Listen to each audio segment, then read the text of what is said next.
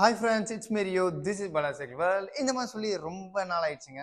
திரும்பி கம்பேக் நான் videos upload பண்ணுறேன். நிறைய பேர் கேட்டுட்டு இருக்கீங்க வீடியோஸ் ரிவ்யூஸ் கொடுங்க, நிறைய மாடல்ஸை பற்றி சொல்லுங்கன்ட்டு. எதுக்காக இப்போ இந்த மாடலை பற்றி சொல்ல போகிறேன்னா, இந்த மாடல்ஸ் வந்து நான் last time full detail review கொடுத்துருப்பேன் இந்த ரேலியோட கிளாசிக் மேனை பற்றி. நிறைய பேர் என்கொயரி பண்ணியிருக்கீங்க, நிறைய ஊர்லேருந்தும் இந்த மாடல் பை பண்ணியிருக்கீங்க.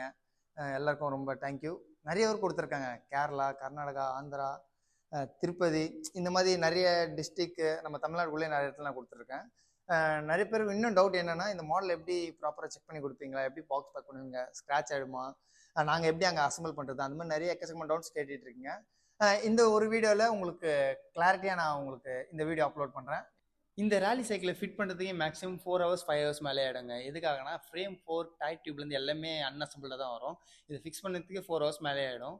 அதேமாதிரி இதை ரீசெக் பண்ணுறதும் பார்த்தீங்கன்னா மேக்ஸிமம் ஒரு ½ hour மேலே ஆகிடுங்க. ஓகேங்களா? சப்போஸ் நான் உங்களுக்கு டெலிவரி பண்ணும்போது இந்த வண்டி ப்ராப்பராக